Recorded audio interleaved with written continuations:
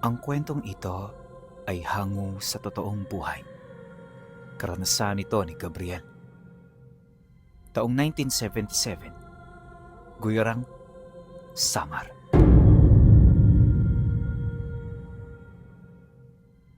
Bago natin simulan ang kwento, nais ko lang sabihin sa inyo na taong 2011 pa na mayapa si Gabriel. At ang kwento niya, salit-saling sabi na lang ng mga taong kadugo niya. Pero lahat ng istoryang maririnig nyo, purong katotohanan, gawa ng lumaki at tumanda si Gabriel na may mga tinatabing talaan ng kanyang mga ginagawa. At kaya niya ito nakahiligan dahil na rin sa kanyang padre de pamilya. Kung hindi nyo kasi naitatanong, kabilang sila sa pamilya ng mga antingero na direktang nakikipaglaban sa mga demonyo. Mga nilalang na malayo sa uri ng mga aswang o iba pang mga taong may alam sa lihim na karunungan. Sa simbahan, tinatawag silang mga eksorsista, subalit ang kanilang pamamaraan ay magkakaiba. Nagmumula ang kapangyarihan nila Gabriel sa mga diwata, habang ang sa relihiyon ay nagmumula mismo sa basbas ng Panginoon. Malayo ang pagitan, pero sa pamamaraan, halos magkaparehas lang. Tumungtong sa edad na 25 anyos, ganap na siyang antingero. Nagsanay siya sa ilalim ng pamamahala ng kanyang ama, kaya lahat ng aral nito nakuha niya. At pagtungtong niya ng 28, nagkaroon siya ng pamilya. Biniyayaan siya ng butihing asawa at 2 malulusog na anak na lalaki. Magmula noong nagkapamilya siya, hindi na siya gaanong sumasama sa lakad ng mga kadugo niya. Malimit, makikita noon si Gabriel na araw-araw nagsasaka sa mga sakahang pagmamay-ari ng mga kaibigan nila. Payapa ang buhay, animoy walang iniisip na kahit na anong panganib. Ngunit ilang buwan pagpasok ng taong ito, may nangyaring hindi inaasahan. Isang araw umuwi ang tatay niya na hindi nakasama ang nanay niya na pawang may alam din sa lihim na aral. Nung malaman niya ang tungkol dito, nagmamadali siyang bumalik sa bahay nila. Tay, si inay ho, ba't di niyo kasama? Nang marinig ito ng tatay niya, agad itong gumawa ng mga bagay na hindi naman mahalaga. Pilit nitong itinoon doon ang kanyang atensyon na para bang umiiwas itong makipag-usap sa kanya. Kaya naman nang mapansin ito ni Gabriel, dali-dali niya itong nilapitan para kumprontahin ang harapan. Tay, nasaan ho si inay? Bakit di niyo kasama? Habang sinasabi niya ito, binagalan niya yon ng maigi upang maging malinaw ito sa kanyang ama. Ngunit sa ikalawang pagkakataon, hindi pa rin ito umimik. Kaya naman nang mapansin ito ni Gabriel, kinutuban na siya ng masama. Tay naman, kung hindi kayo magsasalita, di ko rin kayo matutulungan. Tay, si inay ang pinag-uusapan natin dito. Bakit ba ayaw niyong makisama? Dahil sa sinabi niya, dito na yun parang nahimasmasan. Pagpang-abot ng tingin nila, hindi ito nagsalita, bagkus ay napahagulgol na lamang yun sa iyak. Walang mga katagang lumalabas sa bibig nito, pero nakasisiguro siya na may nangyaring hindi maganda. Maya-maya pa, bigla itong tumahimik kasabay ng pagwika nito sa kanya ng, "May nangyari, anak. Kahit ako hindi ko yun inaasahan. Nung umalis kami kahapon, nakarating kami sa isang liblib na baryo sa Luog. Kaya namin yun pinuntahan dahil sa sumbong na meron doong taong nagtatangkang magbenta ng kanyang kaluluwa sa dyablo. Isa yung mangkukulam, kaya hindi kami nagdalawang isip. Ang problema, nang makarating kami roon, wala namang kaming naabutang kakaiba. Lahat normal, hanggang sa bigla kaming kinompronta ng isang matandang babae. Alam kong aswang yung taong yon, pero ang taglay niyang aral, kakaiba sa lahat ng nakita ko. Nagpang-abot kaming 3 hanggang sa mahuli nito ang nanay mo sa pamamagitan ng isang malakas na uri ng tigalpo. Bala ko siyang balikan maya-maya, kasama ang mga lolo at tiyuhin mo. Huwag kang mag-alala, anak. Maibabalik namin siya. Nang marinig ito ni Gabriel, hindi siya nag-atubiling sumama. Di siya noon napigilan ng kanyang ama, lalo pat buhay ng kanyang ina ang nakataya. Kaya naman pagkatapos ng kanilang usapan, dali-dali na silang naghanda. Kinahapunan, nang malapit nang lumubog ang araw, dumating na rin ang mga kadugo nilang armado na ng iba't ibang uri ng mga patalim. Nasa 10 silang umalis noon para puntahan ang nasabing liblib na baryo ng Loog. At para maging madali ang kanilang pag-usad, nagdala na rin sila ng mga kabayo. Paspasan ang pagpapatakbo ng mga ito hanggang sa kalaunan bago sumapit ang 7:00, narating nila ang baryong itinuturo ng kanyang ama. Malayo pa lang, masama na ang kutob doon ni Gabriel dahil sa kakaibang hangin na nagmumula rito. Kapansin-pansin din ang pananahimik ng mga tao na animoy tinakot na ito ng nilalang. Batid nila na lahat ng nakatira roon ay hindi mga pangkaraniwan, kaya nang mapasok nila ito, doble-doble ang kanilang naging pag-iingat. Ilang minuto pa ang lumipas, may humarap sa kanilang isang manlalason.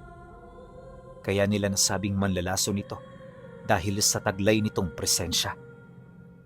Ilang segundo rin nila yung pinagmasdan bago nila ito tuluyang balaan. Huwag na kayong magtagal dito. Pinabalaan ko kayo. Sino man ang naiwan sa panig ninyo, hindi nyo na siya maililigtas pa. Pagkasambit nito ng mga kataga, bigla itong nagpagpag ng mga alikabok na nakakapit sa kanyang damit. Kaya naman nang mapansin ito ng kanyang ama, hindi ito nagdalawang isip na sumugod. Kagad silang nagpang-abot hanggang sa tamaan ito ng sundang sa kaliwang balikat. Pagbagsak nito, kagad itong napasigaw, ngunit hindi rin ito nagtagal dahil sa sumunod na pananaga ng tatay niya. Pagbagsak nito sa lupa, kagad itong binawian ng buhay. Balak talaga yung paslangin ng tatay niya dahil sa matinding galit dulot ng nangyari. Pagkatapos nito, tsaka nito inabisuhan ng kanilang grupo na umusad. Ipinag-utos din ng kanyang ama na patayin ang lahat ng haharang at manlalaban sa kanila. Wala silang ititira at lalong-lalo na wala silang papakitaan ng awa. Dahil sa sinabi nito, kagad namang sumang-ayon ng lahat. At pagkaraan pa ng ilang minuto, unti-unti nang nagkagulo ang buong paligid. Marami ang sumubok na pumigil sa kanila, pero lahat ng mga taong iyon ay namatay. Hindi kasi nila inaasahan ng biglaang pag-atake ng mga antingero, kaya maging ang mga ito man, hindi na yon napaghandaan. Sa pagpapatuloy ng ganoong pangyayari, literal na nabulabog ang baryo hanggang sa dito na nila nakita ang matandang aswang na dumukot sa nanay niya. Nang masipat nila ito, kagad nilang napansin ang kakaibang enerhiya na bumabalot sa katawan ng matanda. Hindi yun normal, kaya medyo naalarma sila. Sinubukan nila itong kausapin pero di na ito nagsasalita. At ang mas nakakabahala, sa bawat pagsambit nila ng mga kataga, sinasabayan ito ng matanda ng orasyon. Wala silang ideya kung para saan ang orasyon na yon dahil wala naman silang karunungan pagdating sa aral ng kaliwa. Maya-maya pa, nagsimula na itong maglakad pababa ng hagdan na naroon sa harapan ng pinto ng bahay.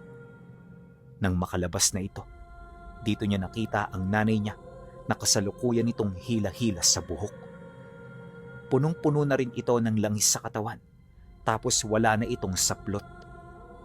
Di niya narinig na humihingi ng tulong ang nanay niya, pero ramdam niya ang matindi nitong paghihirap.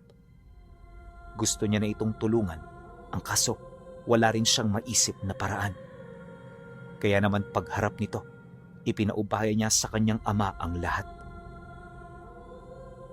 Pagpang-abot ng 2, dito niya narinig ang tatay niya na nagsalita.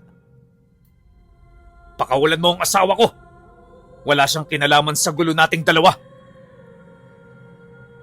Nang marinig ito ng matanda, bigla naman itong ngumisi. At bago ito sumagot, nakita ni Gabriel kung papaano nito hatakin ang buhok ng kanyang ina na para bang sinusubukan sila. Pagsigaw ng nanay niya, kaagad na binalot ng galit ang kanyang ama. Gusto na nitong sunggaban ng matanda pero pilit itong pinipigilan ng lolo niya. Kesyo, isa lang itong patibong, huwag siyang magbasta-basta at kung ano-ano pang mga babala. Habang nagkakagulo sa hanay nila, dito nila nakita ang paulit-ulit nitong pagtawa. Yun bang para itong mas lalong nang aasar? Kaya naman nang hindi na ito maatim ng kanyang ama, pilit itong nagpumiglas hanggang sa tuluyan na itong makawala. Pagsugod nito sa matanda, kagad silang nagpang-abot hanggang sa makita ni Gabriel ang pagpigil nito sa armas ng kanyang ama, gamit lamang ang mga buhay na salita. Habang nag-oorasyon, unti-unting nagkulay itim ang mga mata nito, kasabay ng pagwika nito sa kanila ng, Nakamit ko na ang rurok ng kapangyarihang matagal ko nang pinapangarap.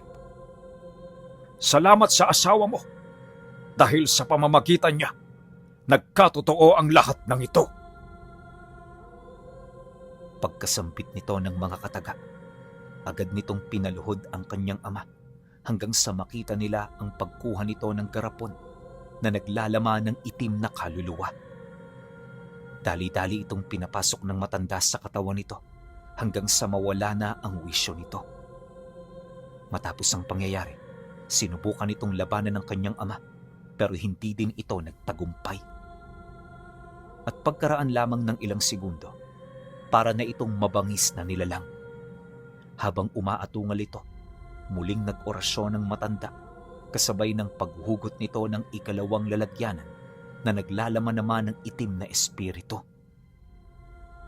Kaagad nitong binuksan ang bagay na yon hanggang sa maipasok na nito ang espiritu sa loob ng katawan ng kanyang ina. Nang masipat naman ito ng mga tiyuhin at lolo niya, kaagad itong sumugod. Pilit nilang pinigilan ng mag-asawa pero sa bandang huli, wala rin silang nagawa dahil sa dami ng mga nilalang na nakisawsaw sa laban ng kinakaharap nila. Hindi naglaon nang mapansin ito ng lolo niya, napilitan itong tumakas kasama siya. May mga nakasunod naman sa kanilang tiyuhin niya pero hindi na rin ito nakalabas ng baryo. Paglabas nilang dalawa, kagad na tumahimik ang paligid. Di na sila sinundan ng mga humahabol. Animoy may mga importante pa itong gagawin kaysa sa paghuli sa mga nakatakas. Kinaumagahan, tsaka pa lamang sila nakabalik sa bahay nila Gabriel. Mabigat at masama ang kanilang loob dahil sa kabiguang kanilang kinaharap. Aminado rin silang maglolo na yon ang pinakamatinding kalbaryong naranasan nila. Habang tulala silang nag-uumagahan, hindi nila maiwasang pag-usapan ang tungkol dito. Aminado kasi ang matanda na wala na itong maisip na paraan para maibalik pa yung mga kadugo nilang naiwan. Lo, babalik pa ba tayo doon? Sino ang isasama natin? Tayo na lang ho ba? Nang marinig ito ng lolo niya, nanginginig ang kamay nitong kumuha ng kape. Malalim ang iniisip nito pero wala pa rin itong balak na sumagot. Pagkahigop nito, bahagya itong napatingin sa kanya habang nagwiwi ka ng, "Hindi ko rin alam ang gagawin, Apo. Masyadong mabilis ang pangyayaring ito. Hindi natin inaasahan ang lahat ng yun. Kaya tayo nagkaganito. Wala na rin ako maisip na makakatulong sa atin dahil ang iba nating angkan, hindi yun makikisawsaw sa gulo na hindi naman nila pinasok. Nakakahiya na ring humingi ng tulong sa iba dahil kargo natin ang mga buhay nila kapag may nangyari sa kanilang masama. Ganito na lang, Apo. Pumunta kayo ng pamilya mo sa lugar ng San Julian. Hanapin mo roon ang kaibigan ko na si Bakaw. Isa yung ermitanyo, Apo, na may dugo ng babaylan. Sabihin mo sa kanya, magsasanay ka sa ilalim ng pamamahala niya. Ipaliwanag mo kung bakit mo ito gagawin at kung ano ang mga dahilan mo. Naniniwala ako na kapag nalaman ito ni Bakaw, hindi kayo nun pababayaan. Ang taglay niyang karunungan na po ang kaisa-isahang paraan para makabawi tayo sa ating kalaban. Nang marinig ito ni Gabriel, hindi niya maiwasang makaramdam ng pagdududa sa mga gagawin niya. Sa layo kasi ng San Julian, posible na hindi lang buwan ang aabuti ng pagsasanay niya. Kaya naman para magkaroon ng kalinawan ang mga pag-uusap nila, nagtanong siya ng nagtanong. Lo, ano naman ho ang gagawin niyo rito? Ba't di na lang kayo sumama sa amin? Di ho ba mas makakabuti yun? Tsaka isa pa, kayo lang ang nakakaalam sa bahay ng kaibigan ninyo. Malawak ang San Julian, Lo. Kaya kung magtatanong-tanong lang kami roon, para kami naghahanap ng butil sa buhanginan. Ang tadhana ang magdudugtong sa inyo, Apo. Basta manalig ka. Araw-araw magdasal at huwag makalimot sa ating pananampalataya. Ang mga bathala na ang gagabay sa inyo. Sa parte ko naman, huwag mo na akong isipin dahil ang wisyo ko ay kasamang nawala ng tatay at mga tiyuhin mo. Babalikan ko sila. Susubukan ko silang iligtas sa abot ng aking makakaya. Kaya hanggat may panahon ka pa, lumuwas na kayo. Nang marinig ito ni Gabriel, hindi na ito nakasagot pa. At ora mismo, gamit ang kanyang ipon, kagad silang umalis ng Guirang. Nag-aalala man para sa mga mangyayari, sinikap niyang unahin na muna ang misyong ibinigay ng lolo niya. Hindi naging madali ang paglalakbay, lalo pat kasama niya ang kanyang mga anak. Maraming sakripisyo ang kakailanganing gawin, pero awa ng Diyos, nakarating sila ng San Julian nang walang nangyayaring hindi maganda. Akala niya tapos na ang kalbaryo nila, pero hindi pa pala. Dahil pagdating nila sa lugar, dito nagsimula ang masugid nilang paghahanap. Umaraw man o gumabi, hindi sila tumitigil kakatawid ng baryo. Daan-daang tao na rin ang nakausap nila, pero wala pa rin makapagturo. Hanggang sa isang araw, naramdaman na lamang niya na unti-unti na silang sumusuko. Kinahapunan ng araw na yon, hindi sila naghanap. Ang ginawa nila, manatili sa baryo na narating nila para magpahinga sa ilalim ng lilim ng puno. Ubus na noon ang lahat ng ipon niya, kaya kahit gustuhin nilang magkaroon ng disenteng matutuluyan, wala nang tatanggap sa kanila. Kaya para makaraos ng pagod, sinikap nilang manatili sa lilim ng mga puno. Bahala na ako noong mangyari. Ang importante, ginawa nila ang abot ng kanilang makakaya. Nalulungkot man si Gabriel buhat sa kinahinatna ng kanyang mga anak, wala siyang magagawa kundi yon ay tanggapin. Dumaan ang mga araw, at ang mga araw ay naging buwan. Wala na siyang makitang pag-asa para sa kanila. Pakiramdam niya noon na yung dinaraanan nila ay unti-unti nang binabalot ng karimlan. Dala ng matinding desperasyon, nagdesisyon siyang maghanap ng pwesto sa tabi ng bundok. Ito lang kasi ang lugar na pwede nilang pagtayuan ng bahay dahil lahat ng mga lupa sa bayan may mga kanya-kanya ng nagmamay-ari. Ayaw naman niyang magkaroon doon ng kaaway, lalo pat dayo lang sila sa lugar. Nang makahanap na siya, tsaka niya itinayo ang mumunting barong-barong nila. Hindi ito naging madali, lalo pat siya lang ang kumikilos para yon ay maitayo. Halos inabot siya noon ng 3 linggo para lamang maitayo ang kanilang tahanan. At nung nagawa niya ito, tsaka sila nagkaroon ng maayos na pahinga sa kauna-unahang pagkakataong nakarating sila sa lugar na yon. Labis ang tuwa noon ni Gabriel, lalo pat hindi niya inaakala na muli silang makakabangon. Dumaan ang mga araw, sinubukan nilang baguhin ang takbo ng kanilang mga buhay. Paunti-unti, nakalimutan na nila ang tungkol kay Bakaw, lalo na yung sigalot na iniwan nila sa kanilang lugar. Inakala ni Gabriel na ito na ang paraan para matakasan ang kanyang nakaraan, pero nagkamali siya. Dahil hindi pa man sila nagtatagal sa bahay na yon, bumisita si Tandang Bakaw sa kanya. At kaya niya yun nakilala dahil sa trespikong nakasabit sa leeg nito. Pagsilay naman niya rito, hindi siya nagdalawang isip na lumapit at magtanong. Nang magkaharap na silang dalawa, kaagad naman siyang sinagot ng matanda. Natanggap ko ang liham ng lolo mo, Gabriel. Ang katunayan niyan, matagal ko na rin kayong hinahanap. Kung hindi pa kita nabalitaan dito, hindi pa ako masasadya sa inyo. Siya nga pala, kumusta na? Ayos lang ba kayo rito? Ayos naman ho, Tandang Bakaw. Marami kaming pinagdaanan pero lahat ng yon, sulit naman. Siya nga ho pala, kumusta si Lolo? Ayos lang ho ba siya? Nang marinig ito ng matanda, kaagad niyang naramdaman ang pagbubuntong hininga nito. Hindi man ito nagsasalita pero alam niya sa kanyang sarili na merong nangyaring masama sa kanyang lolo. Kaya bago pa man makapagpaliwanag ang matanda, inunahan na siya nito. Patay na ho ba si Lolo, Tandang Bakaw? Paano ho nangyari yun? Bakit siya natalo ng ganun-ganun na lang? Dahil sa kanyang sinabi, dito na kaagad nagpaliwanag ang matanda. Pasensya ka na, pero wala na tayong magagawa pa. Masyado nilang minaliit ang kalaban nila at hindi pinag-isipan ang bawat kilos dahil lamang sa galit. Delikadong kaaway ang sarili, Gabriel. Kaya hanggat may panahon ka, pangibabawan mo ang sarili mong wisyo.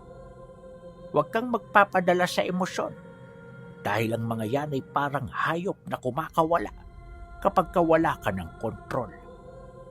At ang malimit na magiging bunga ng ganyang problema ay ang pagwawakas ng sarili mo.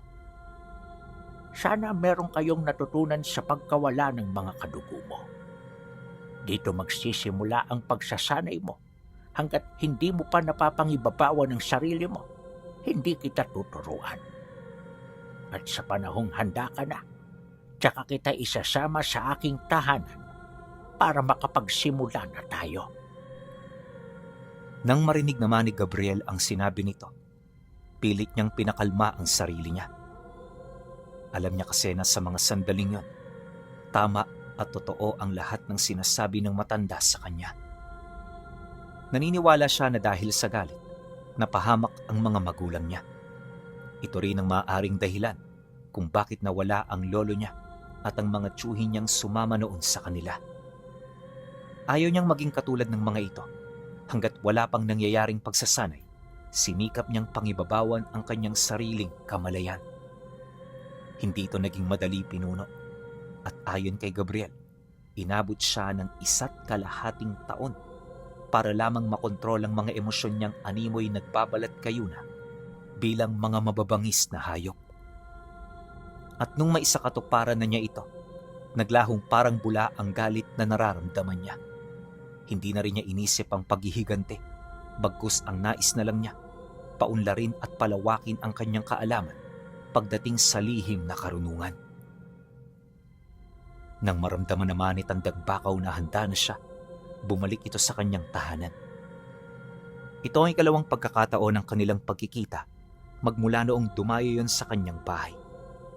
Nung masipat ito ni Gabriel, alam niya na handa na siya.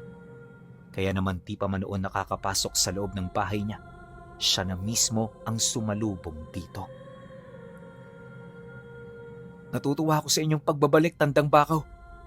Matagal-tagal ding hindi tayo nagkita. Salamat po sa Diyos at nasa maayos kayong kalagayan. Masaya rin akong makita ka, Gabriel. O paano? Simulan nyo nang magligpit nang sa gayo'y makarating tayo ng mas maaga sa bahay ko. Magmula sa araw na ito, doon na kayo maninirahan habang tayo'y nagsasanay.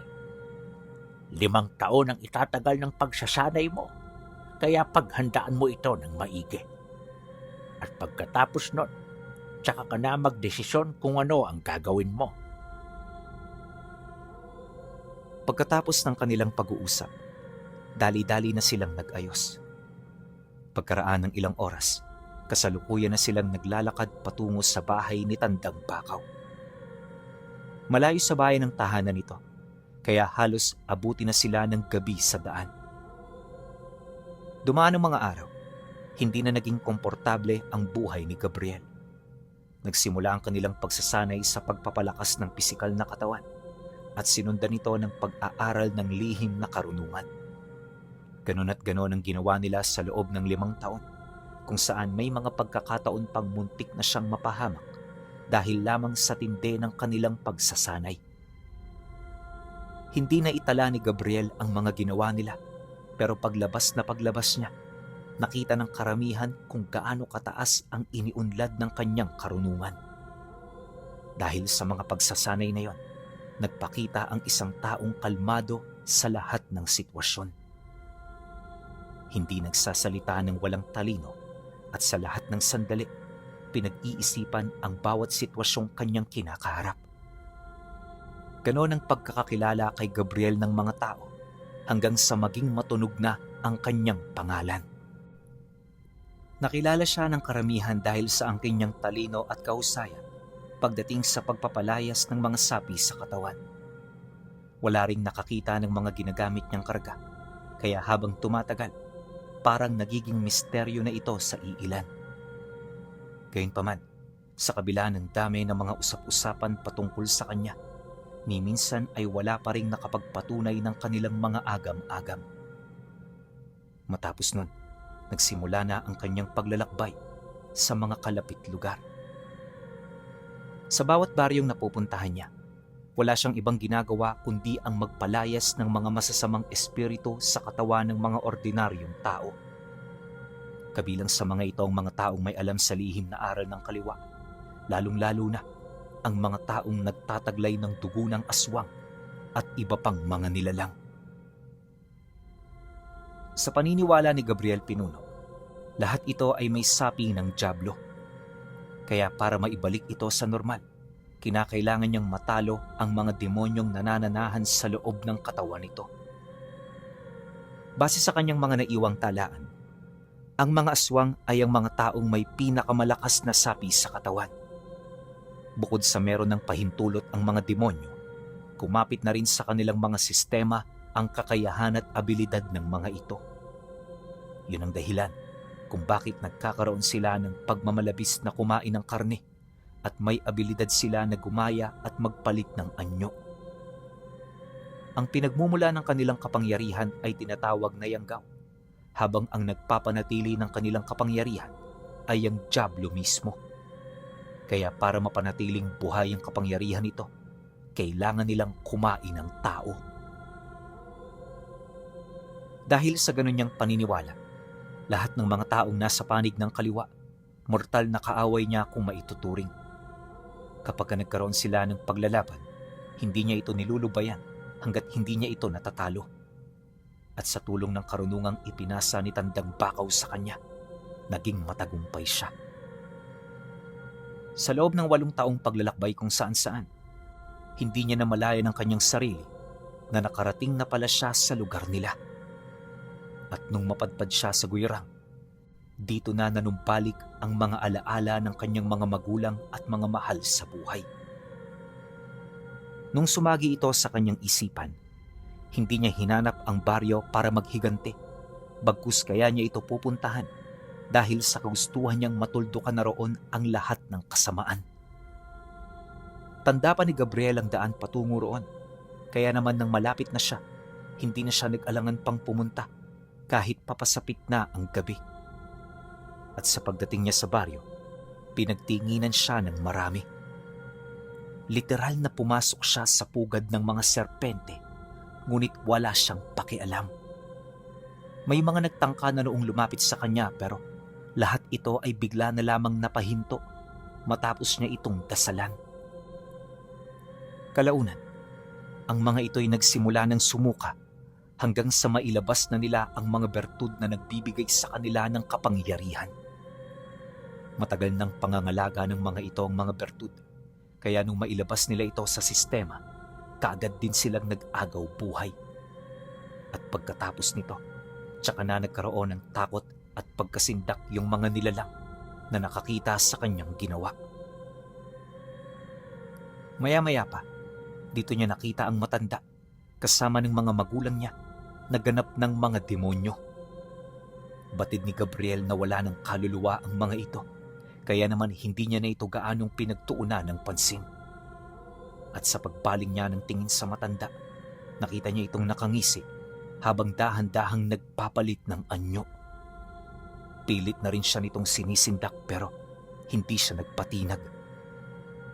Maya-maya pa, nagwika ito sa kanya ng, Hindi ba't ikaw ang anak ng dalawang ito? Bumalik ka pa talaga para tuparin ang paghihiganting ipinangako mo. Pasensya ka na bata. Pero kahit anong gawin mo, wala ka nang magagawa para mabawi pa sila mula sa karimla ng impyerno. Huwag mo ring iisipin na makakalabas ka pa rito ngayong nakapasok ka na. Pagkasambit nito ng mga katagang yon, bigla na lamang niya itong sinugod. Gamit ang 2 dangkal na patpat ng kawayan, sinubukan niya itong undayan ng saksak sa iba't ibang bahagi ng katawan.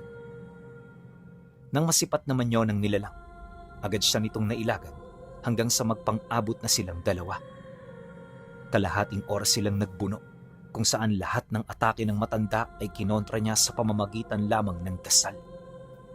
Literal na pinaglaruan niya ito, at nung manawa na siya, sinambit niya ang engkantasyon na sapilitang magpapabalik dito bilang isang tao. At nung magawa na niya ito, nagulat ang matanda sa nangyari. Tanong ito ng tanong habang sumusuka, pero hindi niya na yon kinausap.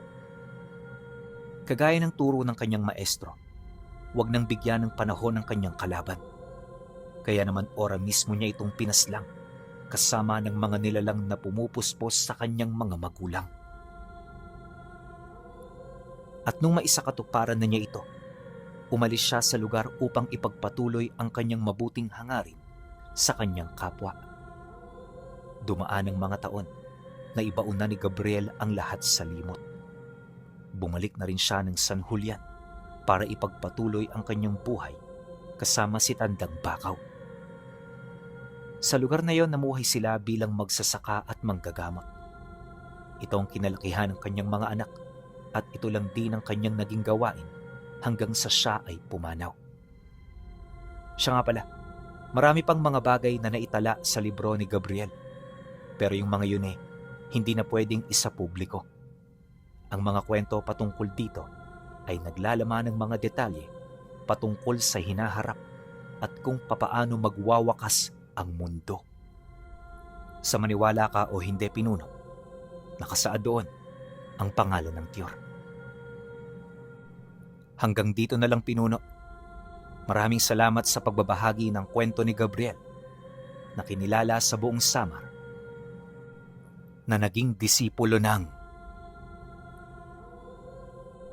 ermetanyong may dugo ng babaylan na si Tandang Bakaw.